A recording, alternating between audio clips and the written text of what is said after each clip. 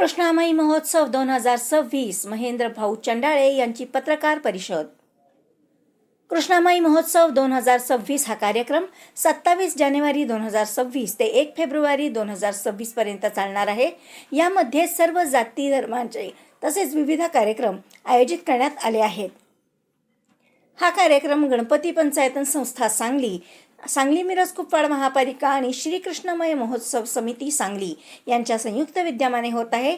हा कार्यक्रम सांगलीतील कृष्णामाई घाट आणि स्वामी समर्थ घाट आणि सांगलीवाडीतील त्रिशूल घाट अशा तिन्ही परिसरांमध्ये होत आहे।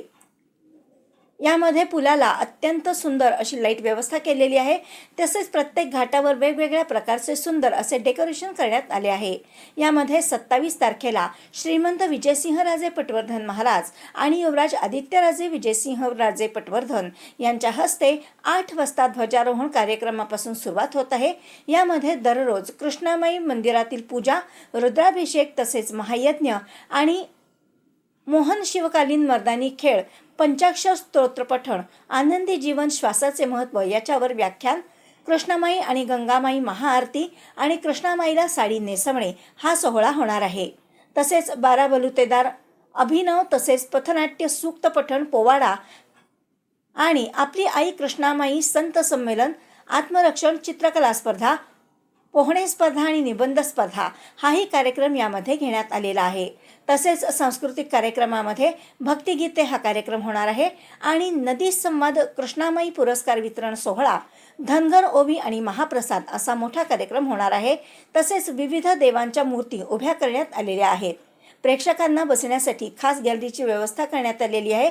लाईटची रोषणाई अत्यंत सुंदर पद्धतीने करण्यात आलेली आहे आणि मंडप सुद्धा मोठ्या प्रमाणात घातलेला आहे। या कार्यक्रमाचे अध्यक्ष महेंद्र भाऊ चंडाळे यांनी आज पत्रकार परिषदेमध्ये सांगितले। यावेळी शिवसेना प्रमुख बजरंग भाऊ पाटील आणि अनेक कार्यकर्ते उपस्थित होते आणि त्याला भरभरून सांगलीकरांनी प्रतिसाद दिला।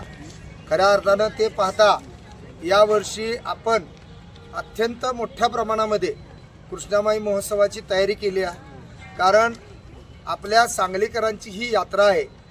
ज्या पद्धतीनं सर्व ठिकाणी मोठ्या प्रमाणात यात्रा जत्रा भरते, त्याच पद्धतीनं ही सांगलीकरांची यात्रा आहे, जी श्री गणपती पंचायतन संस्थान यांच्या काळापासून चालू असलेली ही यात्रा आहे। खऱ्या अर्थानं या ठिकाणी आपण जर पाहिलं तर कृष्णामाईची अखंड मूर्ती असलेलं मंदिर आहे। ज्या पद्धतीनं आपल्या महाबळेश्वरमध्ये, त्यानंतर वाईमध्ये तसेच कराडमध्ये कृष्णामाईची यात्रा होते। आपल्या पुढं जर आपण पाहिलं तर नरसिंहवाडीमध्ये, कुरुंदवाडमध्ये मोठ्या प्रमाणात या ठिकाणी या कृष्णामाईचा महोत्सव साजरा केला जातो आणि खऱ्या अर्थानं त्याच पद्धतीनं आपल्या सांगलीमध्ये पण व्हायला पाहिजे अशी सर्वांची इच्छा होती आणि त्याला लागून आपण मागच्या वर्षी अत्यंत सुंदर पद्धतीने नियोजन करून अत्यंत अल्प कालावधीमध्ये हा महोत्सव यशस्वी करून दाखवला। त्या सगळ्या प्रक्रियेमध्ये आपल्याला सांगली मिरज कुपवाड महानगरपालिकेनं सहकार्य केलं। आपल्या जिल्ह्याचे कर्तबगार पालकमंत्री माननीय चंद्रकांत दादा पाटील यांनी सहकार्य केलं।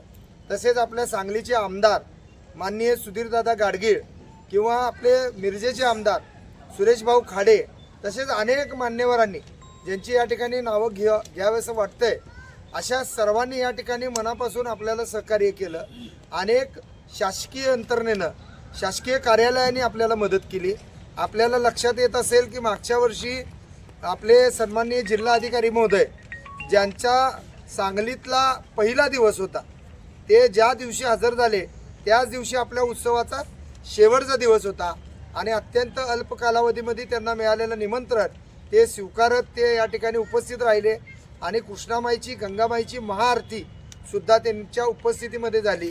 खऱ्या अर्थानं सांगलीकरांनी दिलेला प्रतिसाद हे पाहता आपण यावर्षी कृष्णामाई घाटावर तसेच समोर असलेला आपला त्रिशूल घाटावर आणि तसेच कृष्णामाई घाटाला लगत असलेल्या माई घाटावर तिन्ही ठिकाणी आपण भक्ती, शक्ती आणि इतिहास याचा त्रिवेणी संगम करण्याचा प्रयत्न केला।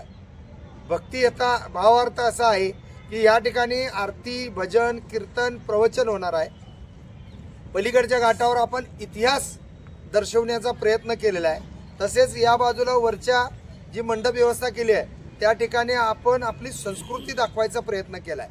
म्हणजेच आपली संस्कृती, भक्ती आणि इतिहास या तिघांचा त्रिवेणी संगम आणि त्रिवेणी संगमावर होणारी ही कृष्णामाईची यात्रा ही सांगलीकरांना अभूतपूर्व आनंद देणारी आहे. ही सगळ्यांच्या जीवनामध्ये एक चांगला आशीर्वाद देणारी आहे. कारण आपण मागच्या कालखंडामध्ये पाहिलं की थोडंफार यात्रेकडं आपल्या सांगलीकरांचं झालेलं दुर्लक्ष आणि त्यामुळं ती थोडीफार आपल्यावर कोपल्यासारखी झाली होती. आपण त्याच्या तीरावर येऊन त्याचा मान सन्मान करत नाही या रागापोटी ती आपल्या घरी येऊ लागली होती. परंतु मागच्या वर्षी 81,000 लोकांनी या ठिकाणी कृष्णामाईची मनोभावी पूजा करीत, आरती करीत, त्याची ओटी खंड नारळाच्या यानं भरली आणि त्याच्यामुळेच कृष्णामाईनं आपल्याला आशीर्वादित केलं. आणि मागच्या पावसाळ्यामध्ये अत्यंत पाऊस जादा प्रमाणात होऊन सुद्धा कृष्णामाई आपल्यावर कोपली नाही. त्यानं आपल्याला फक्त आशीर्वादित केलं आणि आपण त्या सगळ्या त्रासापासून वाचलो. खऱ्या अर्थानं या सर्व माध्यमातून मी आपल्याला आव्हान आणि विनंती करू इच्छितो की ज्या पद्धतीनं आपण इतरांच्या यात्रेमध्ये, जत्रेमध्ये जातो, त्या ठिकाणी तिने केलेल्या नैवेद्याचा आनंद घेतो, आस्वाद घेतो, त्या ठिकाणी असलेल्या देवाचं दर्शन घेतो, त्याच धर्तीवर तमाम सांगलीकरांनी ज्या ज्या लोकांकडे जाऊन आपण त्या यात्रेचं, जत्रेचं आनंद घेतला, त्या सगळ्यांना या उत्सवामध्ये आमंत्रित करून आपल्या घरी नैवेद्याचं आयोजन करून ते कृष्णामाईप्रती अर्पण करून आपण आपल्याशी निगडीत असलेले नातेवाईक असतील, मित्रमंडळी असतील, या सर्वांना त्याचा आनंद, आस्वाद द्यावा, त्यांना पोट भरून तो प्रसाद द्यावा आणि स्वतः सगळ्यांनी आशीर्वादित व्हावं. कारण यात्रेचं मूळ स्वरूपच ते असतं की आपण ज्यावेळी आपल्या ग्रामदेवताची, आपल्या ठिकाणी असलेल्या देवाची पूजा करतो तर आपण आपल्यासहित इतरांनाही त्या ठिकाणी आमंत्रित करून त्या सगळ्या आनंदामध्ये त्या धार्मिक क्षणाचं त्यांना साक्षीदार करतो. खऱ्या अर्थानं ही यात्रा आपल्या सांगलीकरांची आहे आणि मोठ्या उत्साहात साजरी करायची आहे आणि ही सांगलीकरांविना होऊच शकत नाही. म्हणून मी आपल्या सर्वांना या ठिकाणी उपस्थित सर्वांच्या वतीनं आवाहन करू इच्छितो की या सुंदर सोहळ्यामध्ये आपण सगळ्यांनी येऊन कृष्णामाईप्रती आपली कृतज्ञता व्यक्त करायची.